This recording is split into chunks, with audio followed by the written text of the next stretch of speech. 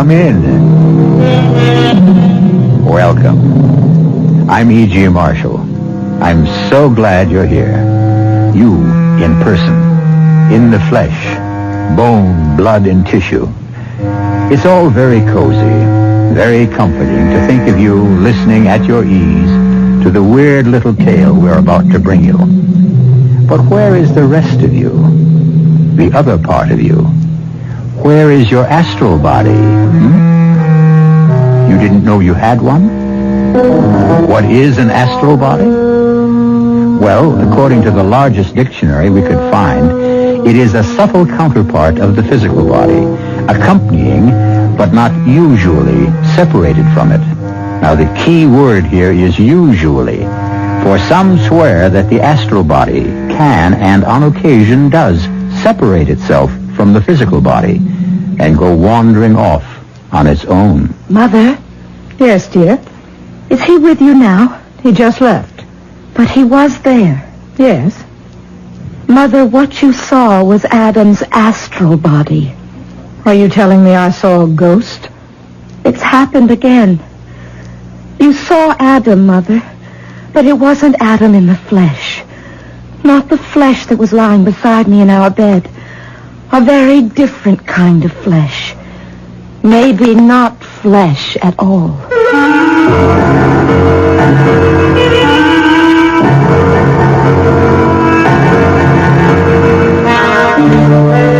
Our mystery drama, Adam's Astral Self, was written especially for the Mystery Theater by Elspeth Eric and stars Michael Wager and Jennifer Harmon.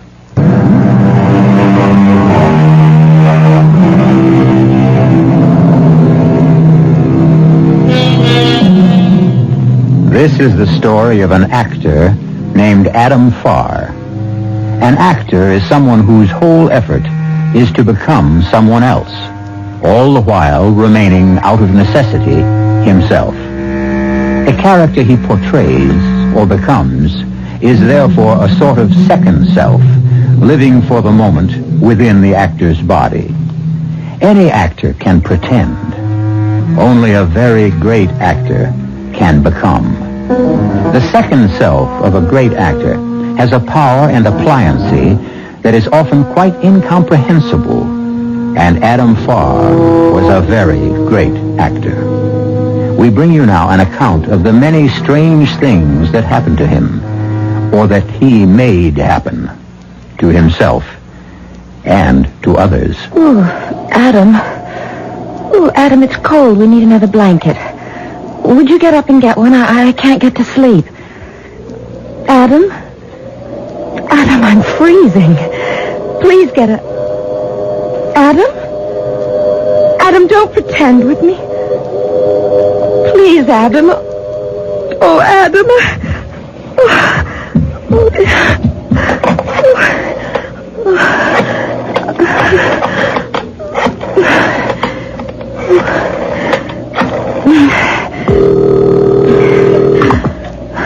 Yes? Hello? This is Tessa, Mother. Mother, I can't wake him up. Adam? Of course, Adam. What do you mean you can't wake him up? What I said. He isn't sick, is he?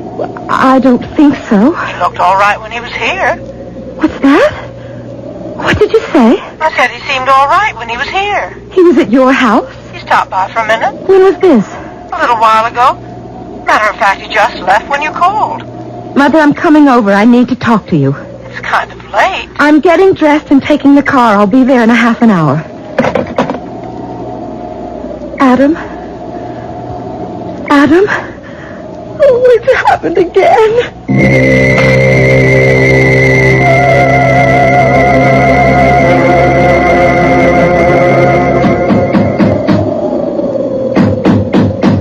Just a second, Tessa.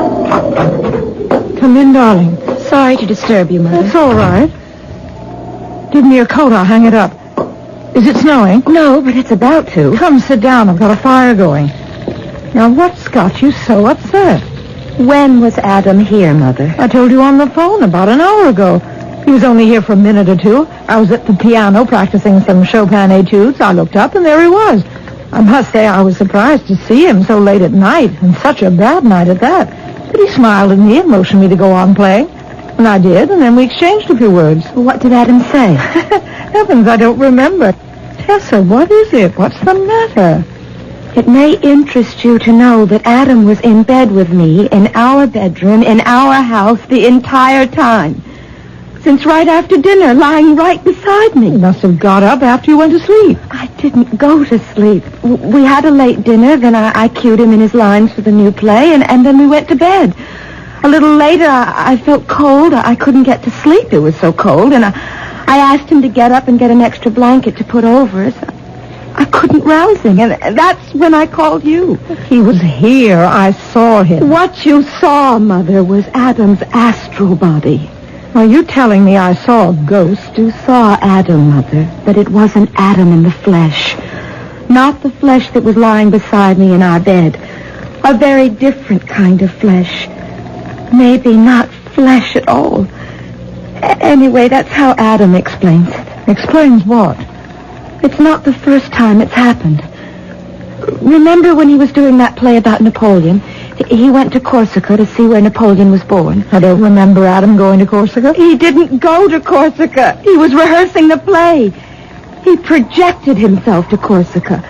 Astrally. You mean he imagined himself in Corsica? He went to Corsica. How could he if he was here? By an act of his unconscious will. Well, that's what he says, anyway. Tessa, dear, Adam is an actor. A very great actor. He did a lot of research on Napoleon before he did that play. Maybe he imagined. Oh, that's what I thought when he told me that he'd been there. But after the play opened, I talked to one of the actors, a bit player, who was born in Corsica. His mother still lives there, and he said his mother had seen Adam in Corsica, crossing a little footbridge. She recognized him from all the films he'd made, and she asked if she might take his picture. You're not saying. I'm saying she did take his picture and sent it to her son, and he showed it to me. A picture of Adam standing on a little footbridge in Corsica. You recognized him? It really was Adam? It wasn't a very good picture, but it was Adam, all right. I showed it to him, and he said yes, he remembered the bridge and the woman, and having his picture taken, he said he was there. I said I didn't believe him. The man in the picture must have been his double, and he laughed and said, yes, it was his double, his etheric double. In other words, his astral body, a spirit body shaped just like his own physical body. The same size. A body that could detach itself and move about wherever he wanted it to go. I never told you about this because I didn't want to frighten you, but now It doesn't frighten me. It frightens me. I think it would be lovely to have an astral body and go floating about in it. Adam says everyone has an astral body. So I suppose anyone can go floating about in it if they've a mind to. Personally, I wonder if I could. Adam says that when people die, you can see the astral body hovering over the earthly one. But that's marvelous. I'm glad you think so. Because I'm leaving him, Mother. I want you to stay with Jonathan until I find a place to live. You want to leave a wonderful man like Adam? Do you know he thinks he can fly? Really? Really fly? By himself? Well, he hasn't quite got the knack of it yet, but he says that because he hasn't learned to concentrate correctly. I used to think I could fly. Mother, will you do it? Come live at your house? Or let Jonathan come live here with you? I think it would be best if I came and stayed at your house. When were you planning to leave? Well, just as soon as I've told Adam.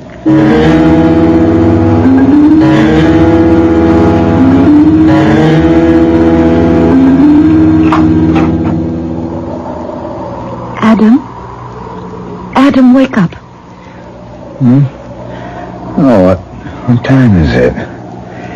What are you doing up? I want to talk to you, Adam. Huh? Hey, it's still dark out. I'll turn the light on. Got your clothes on. Where you been? Or are you going someplace? I've been at my mother's house. You went to see Maida? What for? Adam, were you at her house earlier this evening? Yes. I was there for a minute. She was playing a soap I chewed, one I liked. I wanted to hear it more clearly. You knew she was playing Chopin before you went to her house?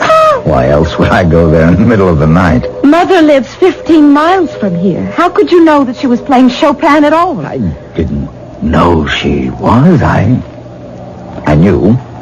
There's a difference. Well, if there is, I can't see it. Well, the way a farmer knows it's going to rain, he doesn't know, but he knows. He couldn't give you evidence, but he knows. Oh, Adam. You can call it precognition if you like. You can call it telepathy. I don't care what you call it. Would you believe me that when I asked you for the 10th time to marry me, I knew you would say yes just before you said it? And the other 9 times I knew you'd say no and tell me it wouldn't be fair to your little boy. Oh, I don't care whether you believe me or not. It's true. It happens all the time. I don't take any credit for it. It's simply true. The way you went to Corsica? I did go. And stayed here at the same time to rehearse the play. How? Do we have to go all over that again? I don't know how I did it. I simply did it. Call it astral projection. That's what the books call it, though I've never read any of them. All I know is that when I'm in a certain state of mind... What state of mind? A kind of relaxed concentration. Something... Well, sometimes there's a sudden click. And then... click, click, click, and then... something is released and takes off and goes free, liberated. Well, I don't expect you to understand. This latest notion of yours that you can fly? Not yet. But soon. Men have flown, you know. You've heard of Peter of Alcantara, haven't you? The great Spanish ascetic. He flew over the tops of trees whenever he had a mind to. And Joseph of Cupertino, the flying monk. Everyone's heard of him. 17th century. A Capuchin. One day while he was praying, he floated off the ground and up to the altar. No, stop. And back again. You can say it was religious ecstasy in his case, but what about Daniel Douglas Home in the 19th century in England? What about Simon Magus at the time of the Emperor? Oh, no. Adam, stop it. I can't listen to any more. Oh, my poor darling, I mustn't expect you to understand. You're so sweet, so simple. How could you possibly comprehend the power of the unconscious will? The human psyche, Tessa, was designed to do more than gape at things and give them names. It can control things, not just wait for things to happen. Make them happen. I don't understand. I don't want to understand. There is nothing to understand. Oh, my darling, there is so much to understand. There's so much power within us, lying there, crouching there, holding its breath, waiting. Adam, you are a great actor, a great artist. I'm just a... Oh, being an actor has something to do with it, I suppose. Yes, in my best moments of creativity, I have the sensation of being selfless, timeless. Yes, I feel that.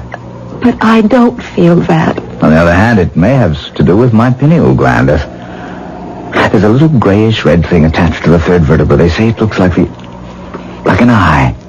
It actually has a retina and a lens. Imagine.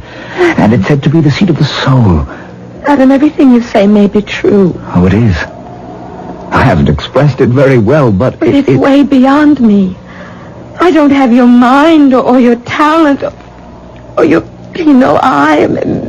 Maybe so. I can't comprehend what you say. Oh, it's all right, darling. No, it's not all right because it confuses me and it makes me unhappy. I don't want to make you unhappy, Tessa. I can't live with all this talk of astral bodies and pineal glands. I can't understand it and I don't like it. Don't try to understand it. I'm not going to try, Adam. I'm leaving you. That's absurd. No, as soon as it's light, I'm going to drive into town and take a room in a hotel. Mother will be here in the morning to stay with you and to look after Jonathan. I'll follow you. I'll follow you and bring you back. It won't do any good. I'm going now, Adam. Tessa!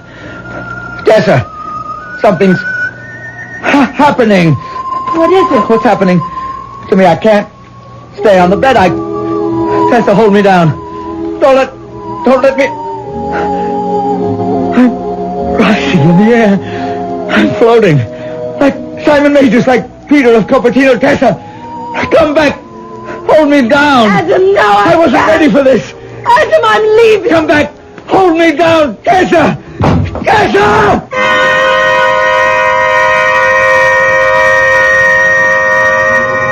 But Tessa has gone, and Adam continues to rise steadily from his bed.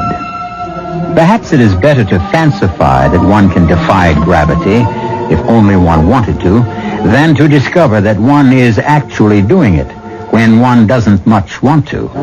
We'll return shortly for Act 2.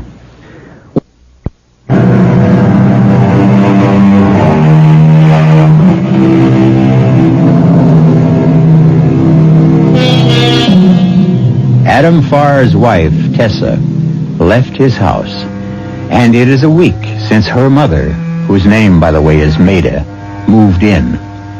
Adam, as we know, is endowed not only with a great acting talent, but also with a peripatetic soul, which on previous occasions has seen fit to take flight from his stationary body. How will he fare with only a mother-in-law to keep him anchored down?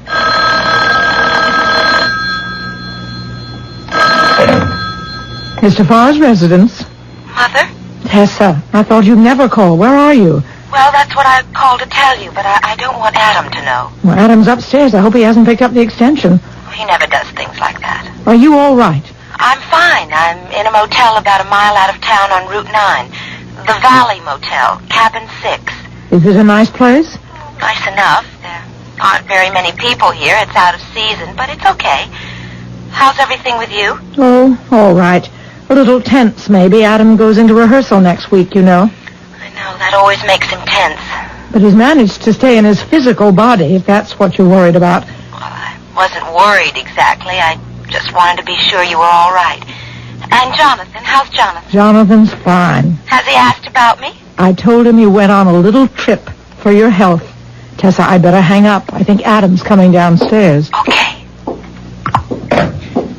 Was that Tessa? Were you listening in on the bedroom phone? I wouldn't do a thing like that. That's what Tessa said. So it was Tessa. Well, yes, it was. Did she say anything about coming back? No. She's with a man, Maida. No, she's not. I saw her. You couldn't have seen her. You don't even know where she is. In my mind, I saw her with a man.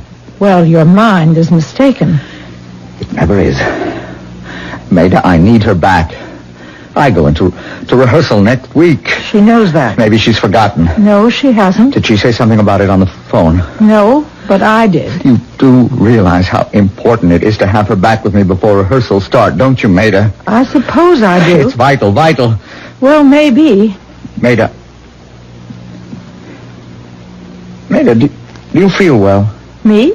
I feel fine. You don't look well. You look as though you're coming down with something. Well, I'm not. It must be this terrible weather we're having. I don't mind it. Drafty old house. This is a nice house. God bless you. I've always liked this house. You're catching a cold. I'm not. Adam, what are you trying to do? Don't you see, if you were to get sick, not seriously sick, just a little sick, Tessa would come back. Please, Maida. You want me to catch a cold just to bring Tessa back to you? If only you would, please, Maida. Don't you... Well, I won't. See? It's gone already. I'm fine. Adam, did you give me that cold? I mean, did you wish it on me? I was thinking how nice it would be. Just a little cold, Maida, nothing serious, just a sniffle or two.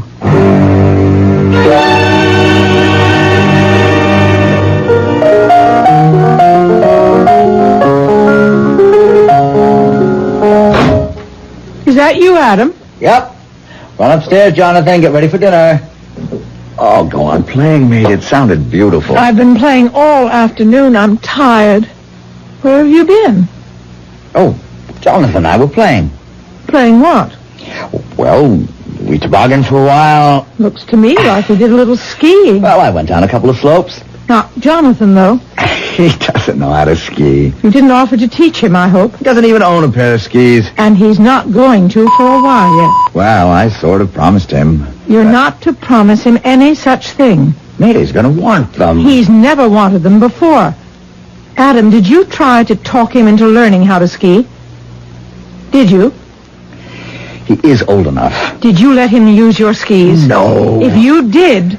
I just let him stand on my feet while I was... You didn't. He was perfectly safe. I held on to him. What if you'd fallen? Jonathan could have broken an arm or a leg. He could have been killed. Oh, not killed, mate. I'm a good skier. Oh, just a broken bone or two. Is that your idea? At his age, it wouldn't have been serious. And a cold at my age wouldn't be serious either. Well, no. But either one would serve to bring Tessa home. Is that it? Made a rehearsal start next week. You're impossible. Absolutely impossible. Oh, what have I done? I haven't done anything. Did you tell Jonathan to take a hot bath when you brought him home? Is he supposed to take a hot bath? Jonathan, you're to take off those wet clothes and get into a hot bath. You hear? I didn't do anything.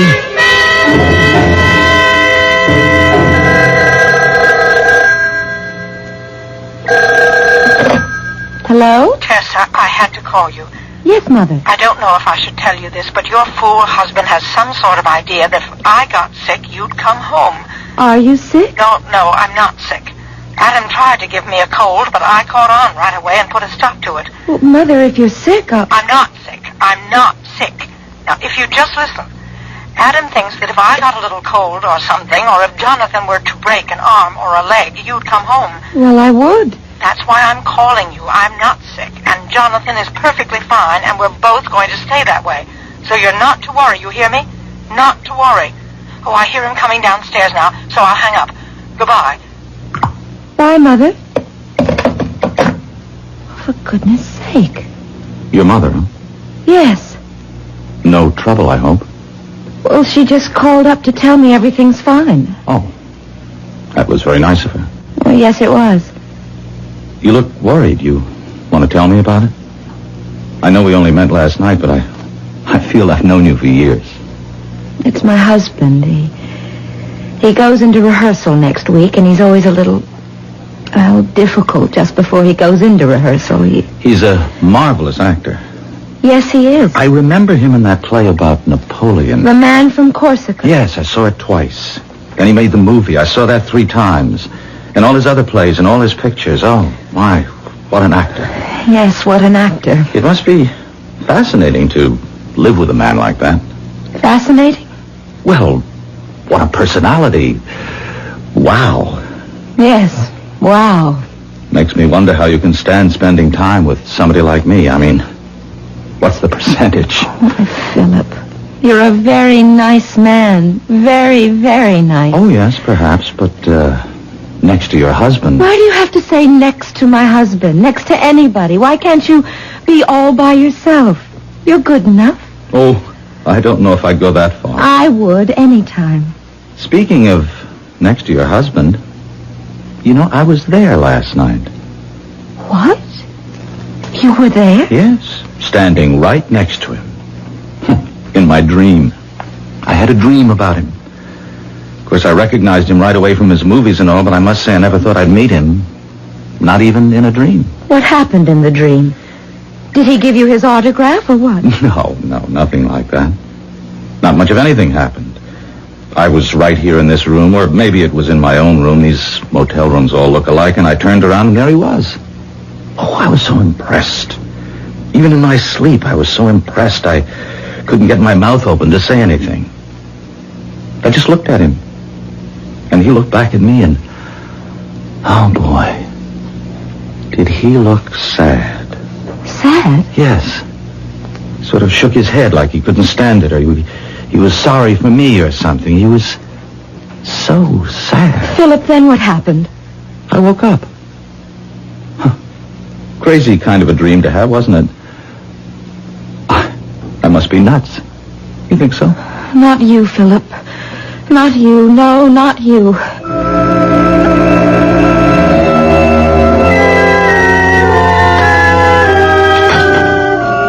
Bring your coffee into the living room, Adam. There's a fire going. Terrible weather. Absolutely terrible. You feeling all right, Neda? I feel fine, so don't start that again. I just asked. Jonathan is fine, too. That's good. Here's your coffee. Whatever gave you the idea you could make either one of us sick? Just by thinking of it. Oh, not really sick. Just a little. Just enough so Tessa would come back. Yes. How did you figure she would know? Oh, she'd know. We don't all have your psychic gifts, Adam. Yes, you do. Only you don't use them. Oh, Adam. Tessa would have known. There's a good deal of telepathy between Tessa and me. I'd know if she was sick. That doesn't mean it works both ways. It must work both ways. It must. Don't count on it. Mate, if I could only convince you. There's a huge reservoir feeling in us all. And that feeling is full of power and resources, cleverness, inspiration. Every man and woman alive possesses it, not just geniuses and mystics and philosophers. Everyone has it. The meanest of us. But most of us won't use it. We let it lie dormant while we coast down the slide of our humdrum days toward the grave. You may have it, Adam. You are, after all, a very great actor. I don't act by myself. I don't act for myself. I act in front of people, for people, and they react. Something profound in me is rousing something profound in them. The thing that's in me is calling to the same thing in them. Oh, what's the use? You don't want to understand. It's all so futile and so tiring. Adam, I may as well tell you, I phoned Tessa and told her. Told her what? Your little plot to make me come down with something, or Jonathan. I felt she should know. That's all right. You thought you were doing the right thing. I'm glad you're not angry.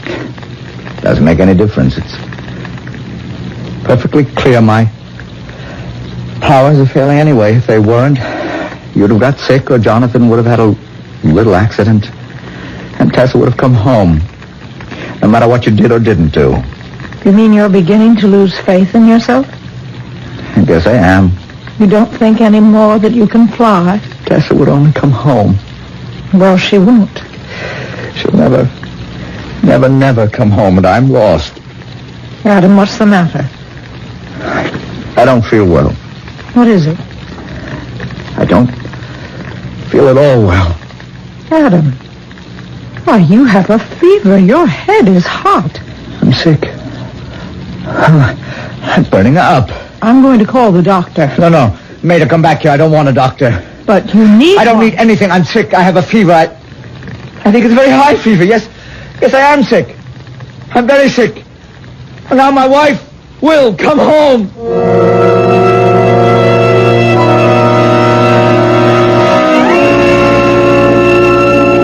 We all know there are people who will do anything to get what they want. They'll lie, they'll cheat, they'll steal, they'll even murder. And if everything else fails, they'll get sick. Such a one is Adam Farr, the great actor who is now not acting. Not with a fever of 105, he isn't. I'll be back shortly with Act 3.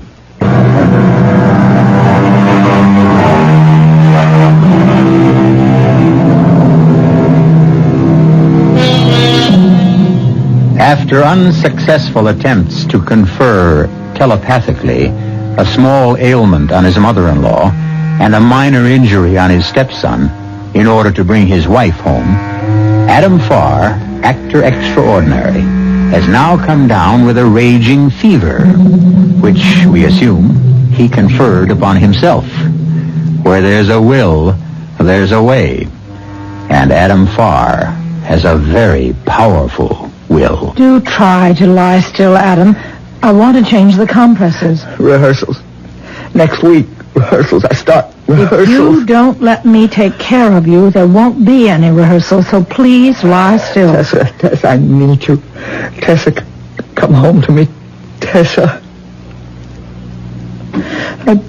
I'm dying. Adam, let me call a doctor. Not yet. Not till Tessa comes home. I'm going to get some more ice, Adam. Will you be all right? I'll be all right when my wife comes back to me. I'll fly to meet her. You'll do no flying of any kind. You're weak as a kitten. Now lie there quietly if you can while I get more ice for the compressors. Maida, don't leave me. I'll be right back. I think she's coming home. Tessa, are you coming home? Yes. Yes, you are on the way. You are driving along the road to our house. Oh, drive carefully, my precious. A little faster. But carefully, my love, carefully. Yes, that's it. The turn is up ahead. You haven't forgotten it, have you? That's it, now. Up the driveway between the rows of fir trees that we planted ourselves. Now, slow down for that last curve. Now, stop. You are here. I knew you'd come. Oh, I knew it, my love. I'll fly to meet you. This is the moment for me to fly. Wait for me, my love. Out of bed. Over to the window. Wait. Lord, how weak I am, but it won't be easy to fly. Float through the window, straight down to you. You're getting out of the car now. Yes. The window's closed. Wait, my darling, I've only got to open it. Oh! And I've locked. No. There it is. I think I've got it. There. A little more. And I'll fly out the window and down to you. A little bit more. Oh. Tessa. Tessa, I couldn't quite manage it. I have the Adam, you got out of bed. Are you all right? Yes, all right. Whatever possessed you? Answer the door, Maida. Let me help you up. Leave me here and go answer the door. What? There is someone at the door. No, there is not. Tessa. Tessa's at the door. Go, let her in.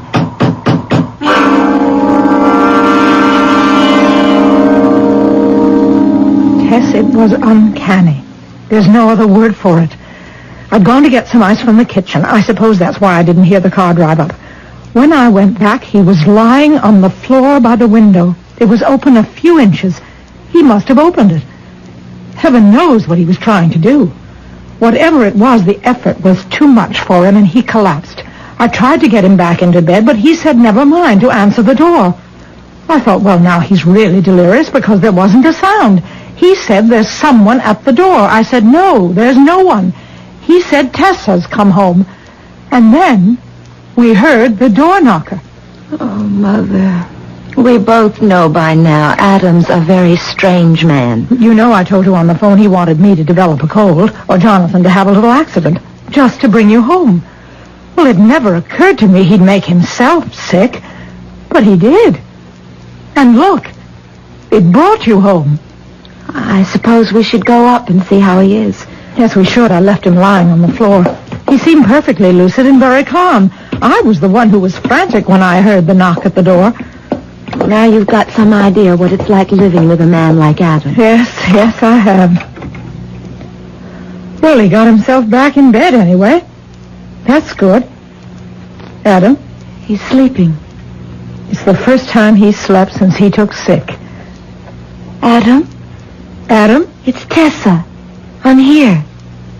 Adam? What's the matter with him? It's like the other times. You mean... His astral body is gone someplace else. Gone? Where? Heaven only knows.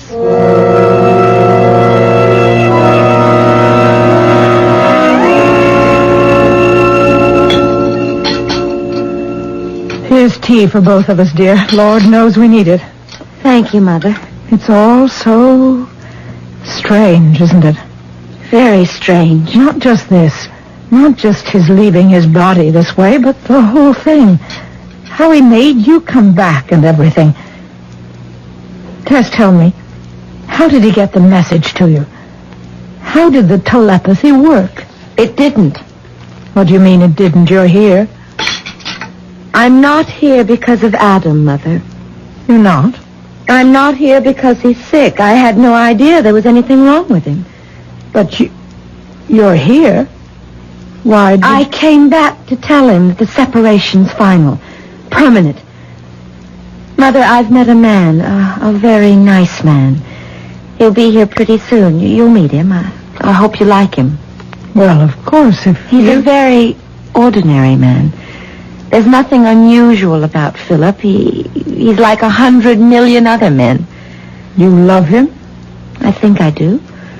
Of course, I've only known him a short time. He was staying at the motel. We were almost the only people there. We spent a lot of time together.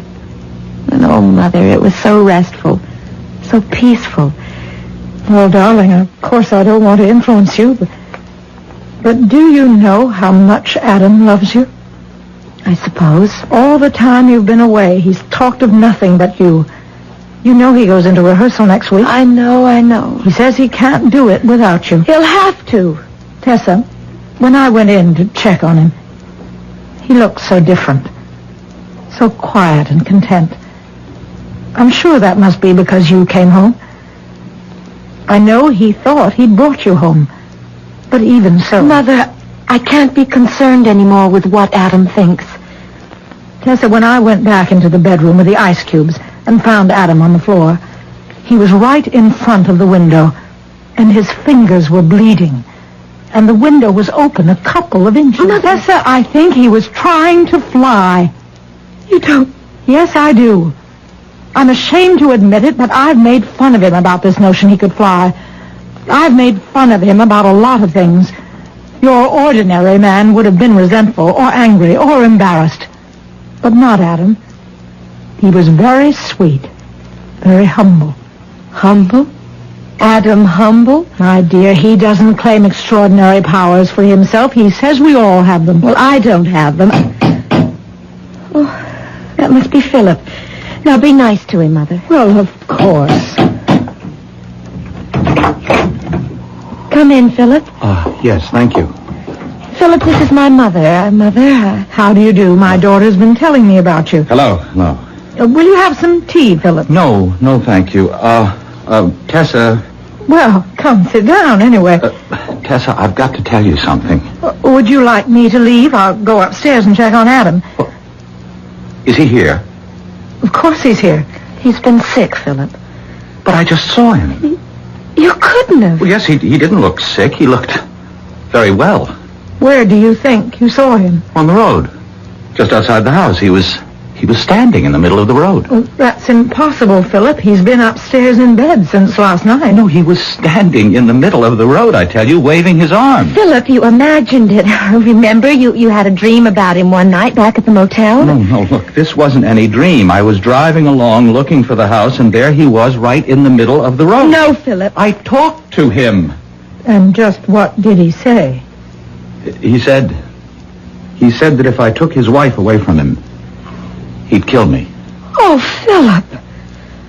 But you must understand, Philip, that wasn't the real Adam Farr who said that. Well, then who was it? It was the Astral Adam Farr. I don't understand. What's that, his stand-in? Well, something like that. Tessa, I don't want you to think he scared me or anything like that. I mean, it was sort of sudden and it was spooky, but I still want you to come away with me. I mean, I'll take my chances if you will. Tessa? Will you? Will you, Tessa? I don't know. We can go a long ways away from here. Well, let me think about it. All right. If you want to. Go back to the motel. I'll call you in a day or two. All right. I'll be there. And whatever you decide, I know you'll decide the right thing. I hope so. I'll be right by the phone. I'll have my meals sent in. Call me any time of the day or night. I'll show you to the door, Philip. Tessa, remember, I love you. I'll remember. I'll be waiting for your call.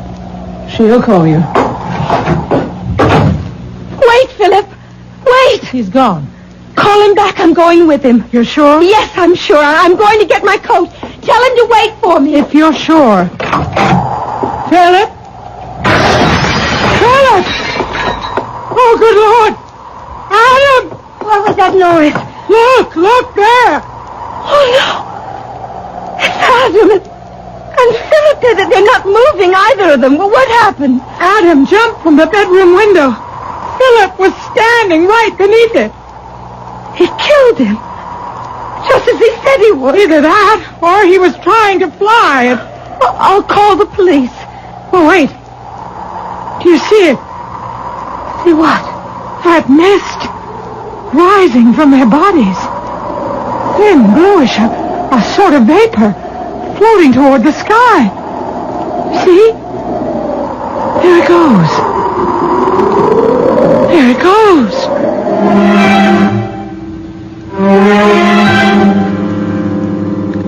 A spirit of the same size and shape as the physical body, which can detach itself and move about in space and time. In the last moment of life, it detaches itself in the form of a thin bluish vapor and moves upward. That is how Adam Farr would describe the astral self. And for all I know, he's perfectly right.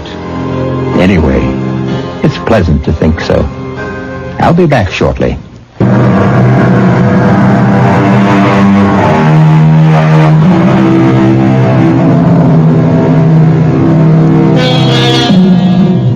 Perhaps you didn't believe a word of our story. I wouldn't blame you. I'm not 100% positive I believe it myself.